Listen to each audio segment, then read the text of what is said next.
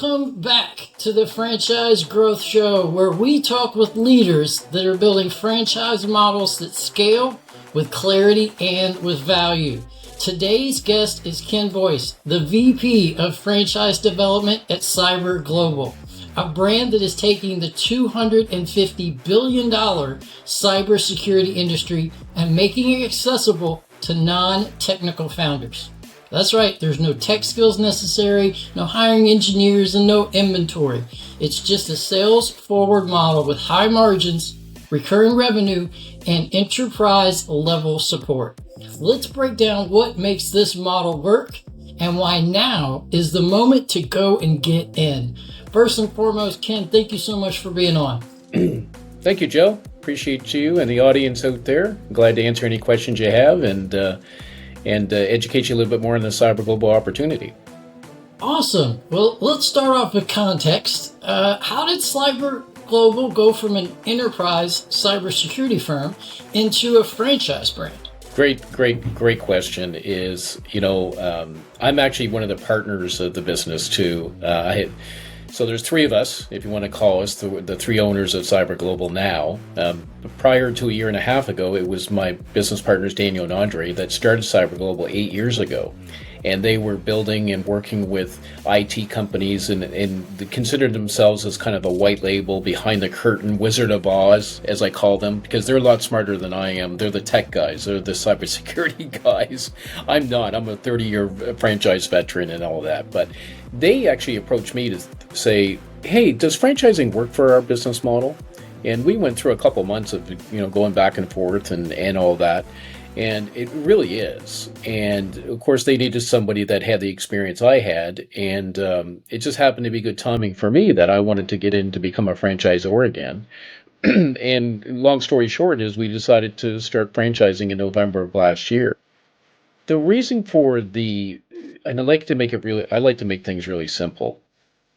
And let's make it simple for this, is that in the cybersecurity world is, when I talked to Daniel and Andre, I said, what's the key thing that really sets you apart from most of your competitors? And this is prior to franchising, right? Is they said, local advisor, global expertise. I went, interesting. Local advisor, local person. We're in 18 different countries. So that would be somebody local to that country that speaks the language, understands the culture, but it doesn't have that global expertise. They might have 2 or 3 people in the back shop, as we like to say, doing cybersecurity. But with their customers are like, I love your local.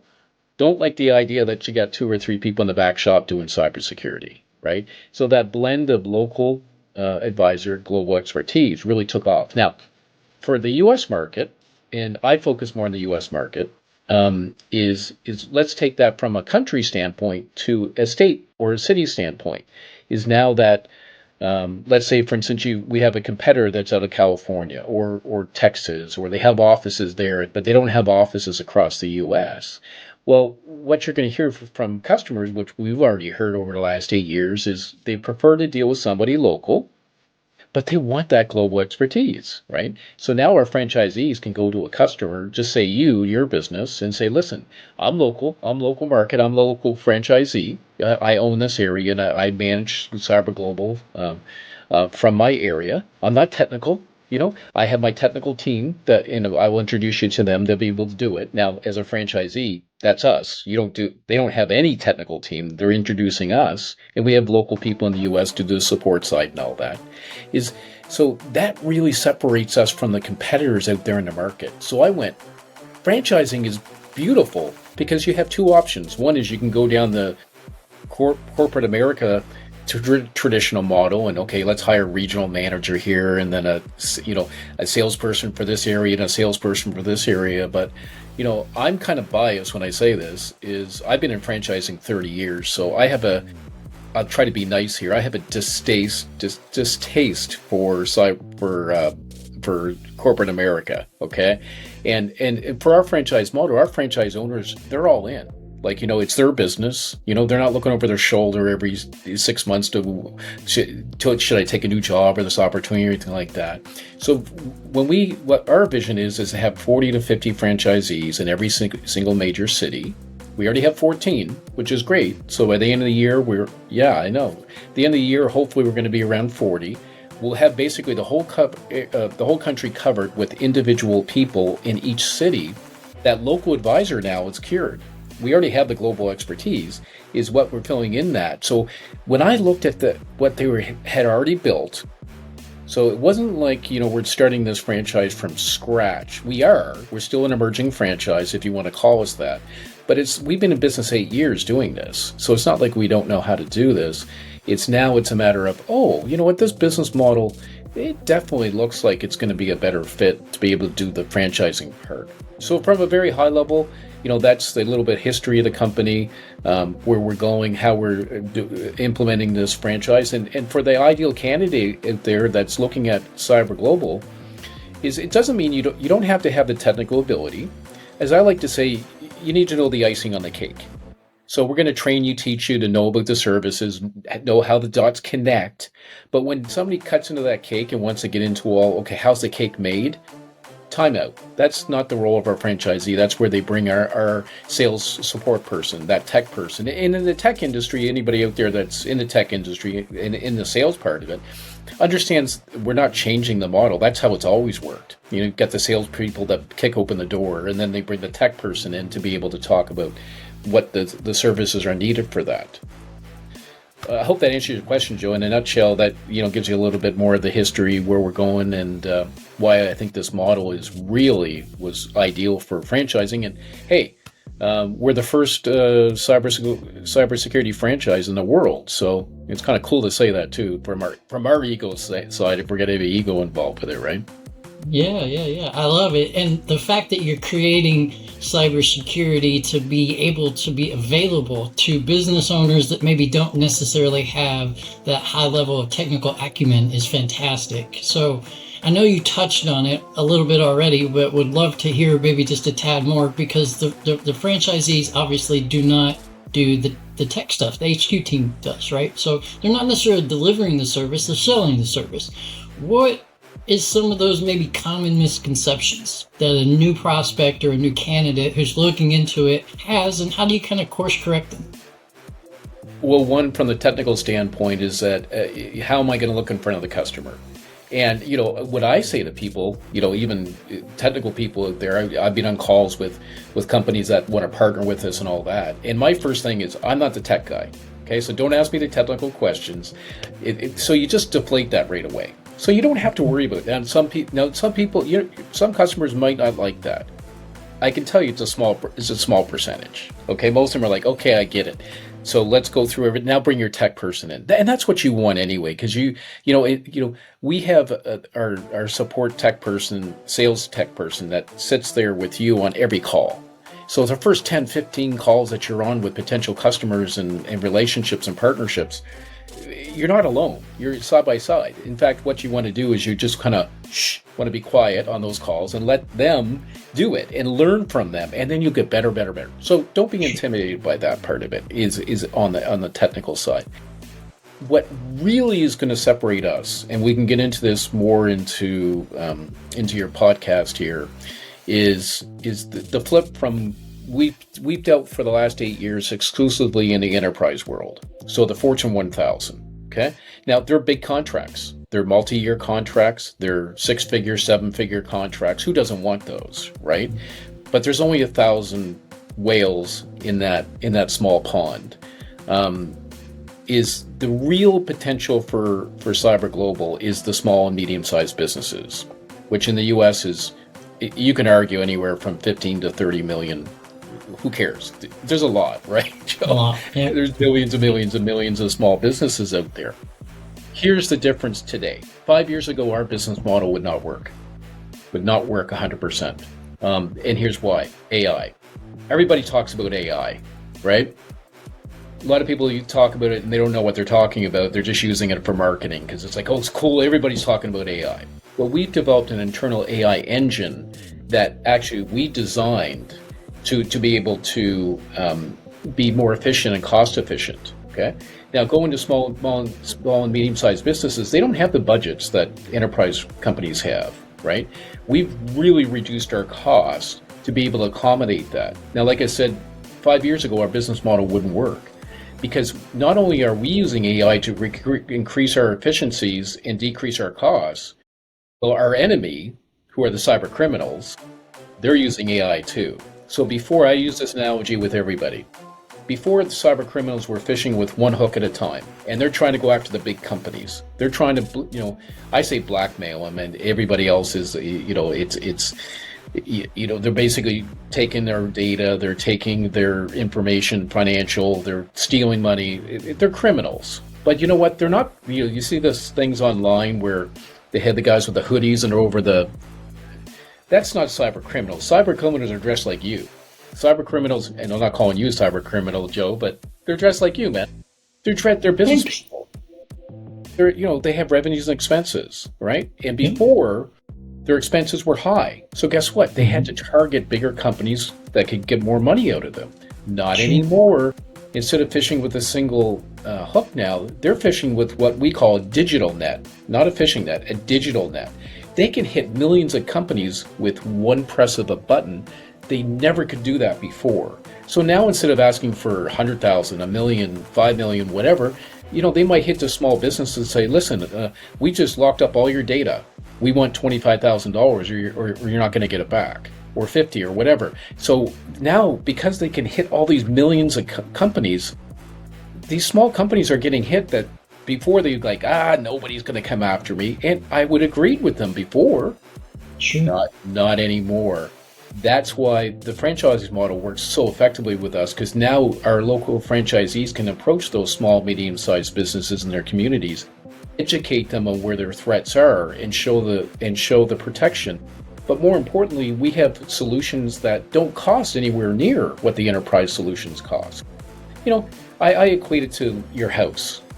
Everybody has a lock on their front door. Most people use it, right? And some people have 7 cameras and a sophisticated security system on their home, right? Whether they need it or not. Well, in a business, I like to say to a small business owner is go, when you leave your house, do you leave your front door open, your windows open? Do you leave all this open when you leave your house? And they're like, well, of course I don't, Ken. Yeah, you at least have a lock on the front door, right? Oh, yeah, but I've got this 7 security. Okay, great. Good for you, right? You at least have that. What are you doing with your business? I don't know. They don't know. They need to be educated. It's not that they're not smart, uninformed of what the threats are there. We come in and go, at the worst case scenario, at least have a lock on the front door to protect your business from cyber criminals, or maybe you need a little more sophistication and we can be able to do it. But we're not going to come in and try to introduce a 7 camera system to somebody that really only needs a lock on the front door to be able to secure their business. And now the numbers are astonishing out there for us to be able to go do this. So AI has its good and evil, right? Like anything else in life, when everything, new technology comes out, we're always talking about good and evil of how it's going to be implemented. Well, the AI is good as, wow, a lot of efficiencies that we can do to reduce our costs. But the evil part is that cyber criminals are becoming that much more dangerous. So it's much of that small, medium-sized business market. It's just enormous right now. And we're best positioned for it because a lot of our competitors, all they've ever done is played in the enterprise world. They don't want to play in the small business because they're like, oh, it's too small of a deal. It's too small of a contract. I don't want to go through and they don't have they don't have the people, the salespeople, the infrastructure to be able to go and target these people effectively. Not some of them are doing it okay, but it's a very small minority, and that's where we really see our next step in the sense of growing CyberGlobal and going through that. Yeah, 100% agree. I think I saw a statistic, maybe it was last week, that sometime over the next 3 to 5 years, AI, quote unquote, will replace up to 17% of the American workforce, but that very easily can lend itself into kind of the black hat criminals and things that you're talking about. More of them are going to be able to do more damage as a result. It's funny how if you just, I'm a big historian buff, and you just look at history, and every time there's been a technology kind of evolution, whether it's going from the horse to the car to manufacturing, all this kind of things, it's always doomsday. It's like, oh, we're going to lose all our jobs and AI and all that part. No, give you one example. My daughter wants to do radiology in university. She wants to be a technician, right? Well, if you're going to be the one to analyze the actual, whatever they call them, the scans and all that come out, your job's probably not looking too good because now AI can do that. But nobody's going to. It's like the plumber. Everybody's talking about plumbers, carpenters, electricians. Well, until we have robots that can do that, which might happen in the future, but I don't know. I think that's pretty far. Those jobs are secure. So yeah, AI is going to affect those mundane tasks that somebody can do on a daily basis, but a computer can do better. And it's the same thing in, like, you look at robotics in the my brother-in-law's in the automotive industry, right? For his whole career, his whole life. Right, he's seen it where they get all these workers on the assembly line to now they're all robots. Well, people they have to find different jobs, different roles. They'll find different roles. AI is actually, except for the cyber criminal part, which is, unfortunately, it's just going to be like cops and robbers, like over history, it's going to be the same. But yeah, AI is definitely going to make a big difference. And I'm sure there's a lot of people out there right now that you're talking to that are already saying that to you, saying, look, I'm losing my career, which is awful, but hey, reality check is in order. Maybe you have to do something else, right? Absolutely. And a pivot into franchise is absolutely one of those things that many people are exploring, especially a franchise brand similar to yours that is on an upward trajectory that's not necessarily going to be replaced, but is going to be able to ride the AI tidal wave, so to speak. So if you don't mind, kind of walk us through a little bit of what a franchisee, someone buys into the brand, right? What do they actually do day to day, whether they're an owner operator, a semi-absentee, kind of what are those like tools or routines that they're going to be doing on a day in, day out basis? I'll divide it into a pie into three parts, okay? The 1/3 is we have a digital marketing team internally. I rival our digital marketing team, and what I mean by that is, social media, ads, SEO positioning, things that are very crucial to be able to developing your brand and your presence out there in the marketplace. But that doesn't bring in customers. That's just used as augmentation, as something to add on. Yeah, it can bring in some customers, but that's more of a long-term approach. We do that. We help our franchisees internally. The other third is networking. Okay, this is a people business. This is not a technology business. That's where everybody makes, I get a lot of tech heads that want to be part of this. And I'm like, you are not a good franchisee. I'm sorry. You don't have the communication skills. You don't have the personality skills. You don't have the sales marketing. You don't necessarily have to be a hardcore sales or marketing person. But hey, networking means that you have to enjoy interacting with people and making connections and developing relationships. Our franchisees get 80 to 90% of their potential customers through partnerships with accountants, lawyers, insurance agents, like all kinds of different vertical categories of industries where they partner with them. So if you're an insurance agent, what I'd say to you is say, hey, Joe, you've got 300 clients. And we're copying the ADP model, by the way, the payroll company. They did exactly this many years ago, and a lot of their competitors copy them. I'll just say, Joe, hey, you have 300 clients. Why don't you just introduce me to your clients? And I'll share 10 to 20% of my top line revenue with you when they become a customer. Do I need to? Your typical responses are, well, I don't know anything about cybersecurity, or you don't need to know anything, Joe. All I need is a friendly door opener. That's really what it is. It's a nice warm door opener where you're giving me kind of a trust factor. In our business, it's all about trust. It's all about trust. So we can. I equate it to, as a franchisee, do you want to go out and start pounding on every single small business owner's door? And I equate it to my term is get punched in the face by Mike Tyson every day, because that's what's going to happen. They don't know who you are. They don't trust you. You have none of that. Or would you rather partner with somebody that can open that door friendly and do it? Well, obviously, Joe, what's the answer to that? Everybody wants that, right? Secondary, right? Yeah. So that's how our franchisees on a daily basis are going to go out. That's the other networking part. So building those partnerships.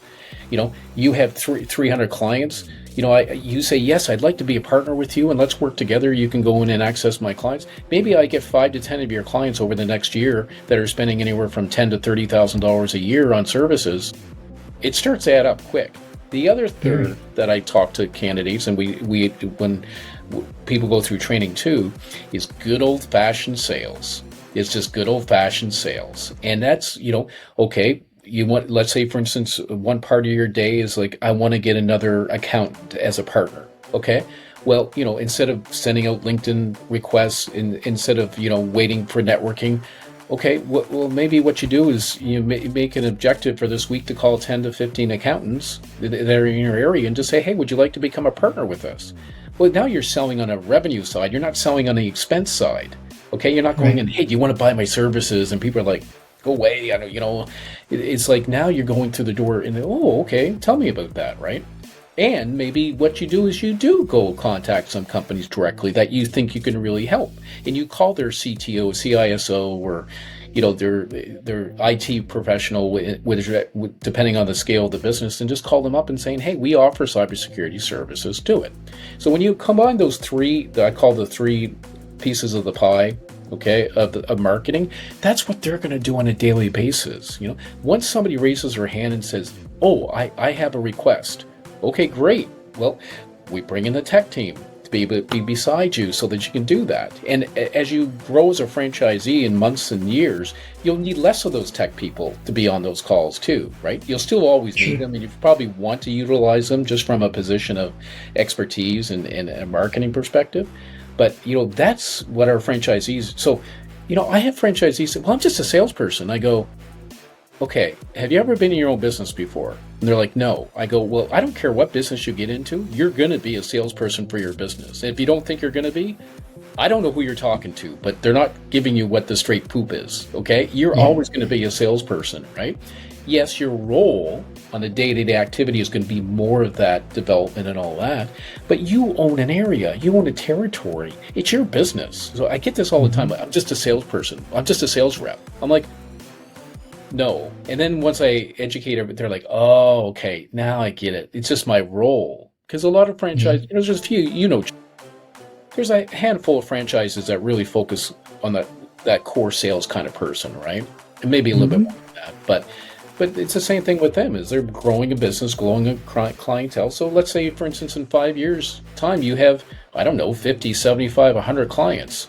And you've got 500,000, $1 million, $2 million in revenue, then you can resell that. You own that whole thing. You own the clientele, you own the area. So when you talk about exit strategy, wow. Fantastic. I mean, we have an easy transition, no employees, maybe one or two salespeople, all that, but, not having to do all the technical work is when you look at the end result, which I try to help a lot of your franchise candidates and other people's too, is to look at the end road. Here's what you can build and eventually exit, or maybe you keep it for 20 years. I don't know, but at least the options are there. So I hope that helps to answer that question, Joe. Oh, it absolutely does. And you talk my language now. Exit strategy and planning for an exit. Even if that exit is you keep it, that's still technically an exit, or maybe you pass it on to the next generation, and it becomes a legacy type thing. But you're talking my language now. When a candidate first joins into the brand with you, what does kind of like that first 90 days of ramp time look like from an onboarding and training perspective to help them start to build that pipeline up quickly? Well, I'm going to tell everybody what it's like, not what they want to hear. Okay? I love that. Okay, how's that? Love it. Your first 90 days is your MBA in cybersecurity. How's that? Okay?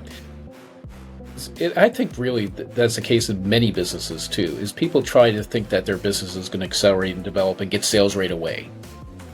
I don't know about you, Joe, but I don't know a lot of businesses that happen that way, so it's going to take time for you to be able to get those partners, relationships set up, get in front of clients and all that. But then the first 90 days is doing that, is the training. We have talk about a comprehensive training program. We have, 1 week, everything's online, so you don't have to travel, go anywhere. We don't send people out to you, but the first week is the boring classroom training. Okay, that's what I call it, right?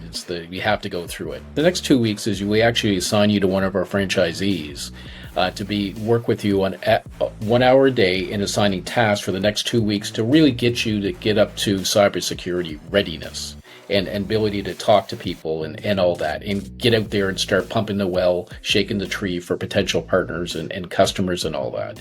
Our sales cycle from a traditional side, the enterprise world, can be 6 months, a year, 2 years. I mean, that's awful. I mean, that's the horrible part about that part of the business, is the sales cycle. Not with small to medium-sized businesses. I mean, you're typically looking at a sales cycle from anywhere from 2 weeks to 6 months, depending on where they are and what they need and all that. So that's a lot shorter, right? So you're able to generate revenue sooner. But we're very conservative, as unfortunately you and I are kind of got the duct tape over our mouth when it comes to predicting income and all that. For our nice government, we can not allowed to talk about that stuff. But I think at the end of the day, we want to be very conservative with our franchisees and say, listen, it's going to take time to be able to develop this business. But we're going to give you that great training in the first 90 days. We're going to start to shake the tree, pump the well in that first 90 days, and then we have a very well-stepped approach business plan for our franchisees. And why is there a top third, middle third, bottom third in every single franchise that exists? Okay, well, if your candidates, if they call the top third franchisees in any franchise, I guarantee what they're going to hear. They're going to hear, I just follow the system and I work hard. That's the bottom third will say, not that. They'll have an excuse in the book of why they're not successful. And really, those people, we know, Joe, you got to turn in front of the mirror and go, the problem is not the franchise or the business or the industry. It's you. You need to adjust you, right? So, as a franchisor, you want to have as least amount of those possible, but it just comes with the territory, I guess. But, at the end of the day, we want to be very realistic with people. And, we don't want people to get in. We're not going to allow people to become franchisees that aren't in the right financial mindset, preparation mindset to be able to be successful with us. So we'll be very candid when it comes to the investigation process and paint that picture for them very clearly. And maybe that's not a good fit for them, and that's okay. That's why you have other choices, right? You can look at other franchises. Yep. Yeah, you have to find the right fit both for them as well as for you. And when you marry those two up together, then it's almost like a marriage, right? Like y'all really truly can work in harmony to achieve bigger things at a faster, accelerated rate because there's alignment. So I love that. Obviously, there is numerical related data that we can't necessarily dive into when it comes to like investments and costs and startups and things of that nature. But is there anything from a high level perspective that you can overview for somebody who's interested in the brand to understand what that investment would look like? Sure. Timing, acceleration to break even, things like that. I think our investment ranges anywhere from $75,000 to $150,000, and that's going to be depending on the size of the territory that you want to entail.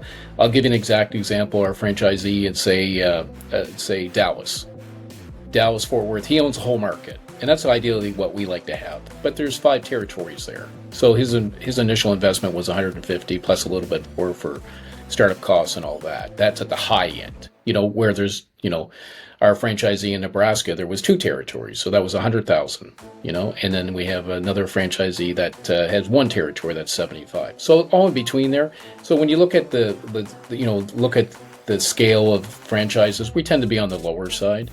I think what's really more important is that our franchisees have a home office, have almost virtually no overhead. They have a little bit of marketing, and they'll scale that up as they go, as they get more sales. Once you get sales and you're spending more on marketing, it's not really a cost anymore. It's an investment to be able to create more customers and more revenue, right? So when you look at our business model, is you don't have to have any employees. Now, if you want to hire somebody, if you want to hire a salesperson, maybe a setup person to be able to do those setups for you and book appointments for you, you can hire somebody full-time to do that. But a lot of our franchisees go, no, I'm going to do that myself too. And we work with our team to be able to do it. Is, break even, there's 2 types of break even that I clarified. One is cash flow and one is return on investment, right?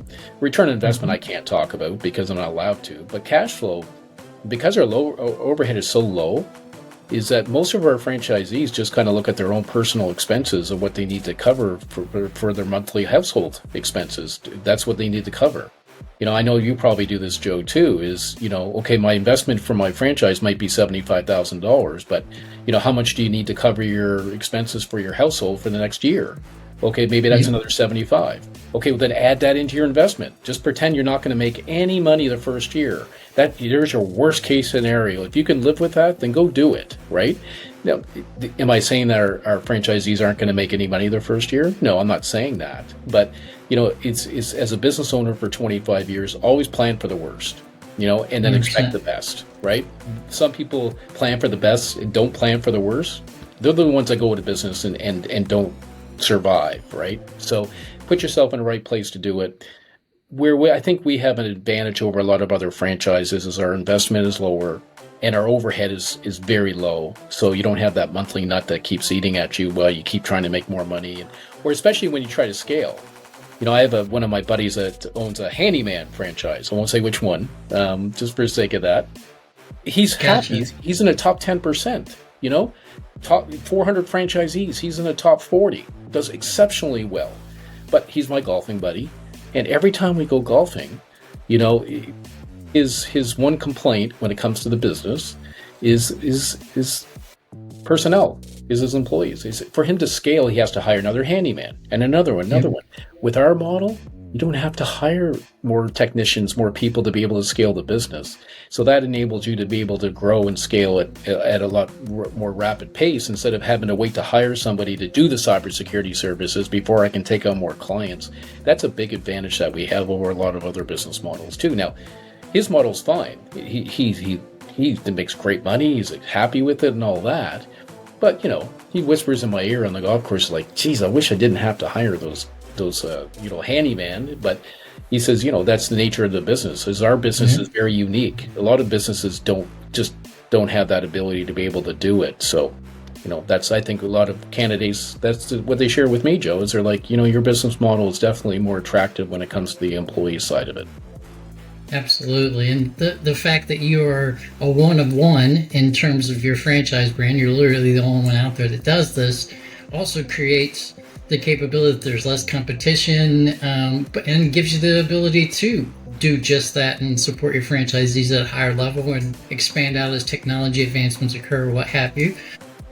What is the long-term vision? I know you mentioned a reference like 40, by the end of the year, obviously US, but you're an international company. So are there global territories? Like, what do those growth milestones over the next 12 to 24 months look like for y'all? For 2030, we want to have 200 locations worldwide, 40 to 50 in the US, probably 4 or 5 in Canada, and the rest will be and we're already in 7 other different countries for franchises. Now, we do have partners that we said before that we work directly with in 18 different countries to be able to supply cybersecurity services, but that's our goal. Regards to revenue, well, everybody can put their own numbers out there. We have ours that I'd love to disclose, but, for the sake of conservative, I'm not, but you do your estimate. If a franchisee does $1 million in gross sales a year and we have 200, okay, that's 200 million. If we have our franchisees are doing $2 million a year, that's 400 million. Okay, it's a lot, but we can't do it without our franchisees.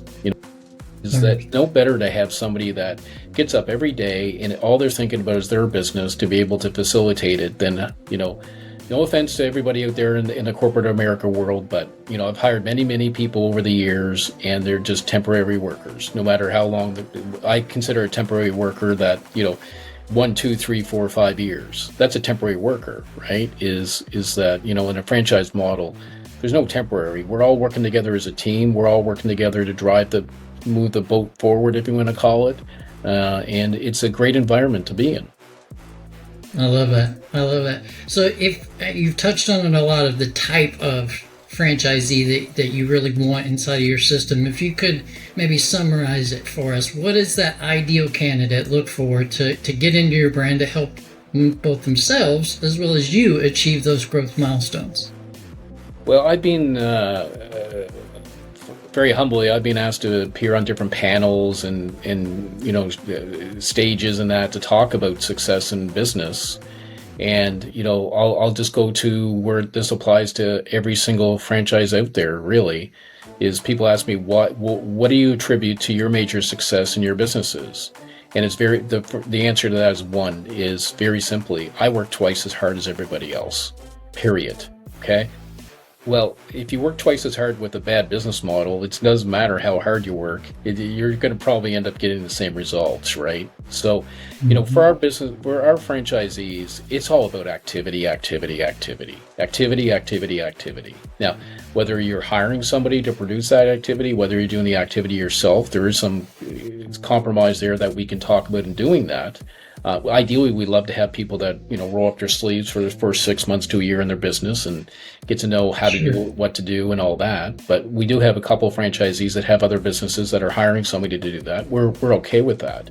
But it's all, it's so simple. It really is. It's just activity. The nice part is we don't have a physical location where you're waiting for people to walk through the door. Is that, if you want to really spend the activity and gear it up and work as hard as you want with this business, there's no guaranteed success in any franchise or any business and anything you do in life. But, if you're doing it 2 or 3 or 4 times more than anybody else that's in your industry, well, common sense tells you you're probably going to get better results, right? So that's really what it comes down to is if you're not a people person, if you don't feel comfortable talking in front of people, if you don't feel engaging with people, this is not the business for you. Because I get a lot of technical people, I want to be in cybersecurity. I go, no, what you want to do cybersecurity. Yeah. This is not our business. It's not. Now, if you have that technical ability with that combination of say, wow, that's a very powerful combination. But guess what?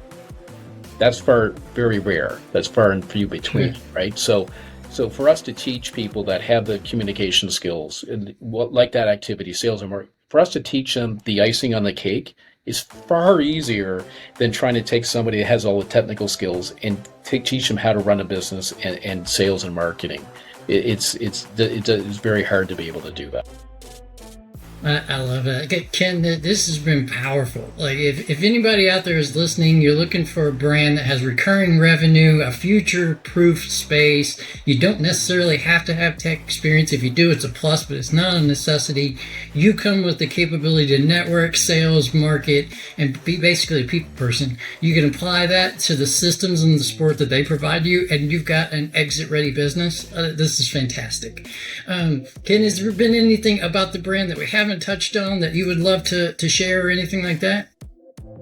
Yeah, one thing is we're going through a capital raise right now. There's only 3 of us that own the business, and we don't have any investors or silent partners or venture capitalists or anything like that are part of it. But we are going through to kind of pour some more gasoline on this fire. So we're actually doing that, which is going to help our franchisees are very excited about that part of it too. So no, we're you're hitting us on the ground level, but the way I like to say it is that we've got the house built. Yeah, there's a few things here and there that we're tweaking to get better, and I think every franchise strives to do that. But we're 80 to 85% there. The other 10 or 15% will fill in over the next couple of years as we learn more of feedback and things like that. So I want to be very upfront with people. We are an emerging franchise. We're not like 10 years old and have 300 locations and basically just the person at head office says, "Do you see the book? Just follow it. Shut up." Sorry for that, but shut up and just follow the book. Our book is 85%, 90% complete. So there's still some stuff to fill in there. But that's exciting too, because we get a lot of feedback from our franchisees, and a lot of our franchisees go, I love being part of that, to be able to contribute, to help, to grow the brand, to become better. We're always going to strive to be better and to be that part of it. But it's an exciting time for us.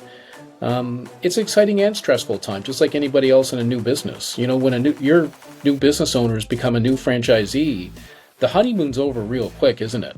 I mean, they're like, okay, yeah, it's all excited. I'm a franchisee now. I'm a business owner. But now it's like, oh, I got to go to work. Got to get to work. I got to get to work, and I got to make money, and I got to make this thing work. We're definitely there. But what it is, it's a matter of being able to position ourselves to do it, in a very professional manner. And I think we're really there to be able to help and facilitate that.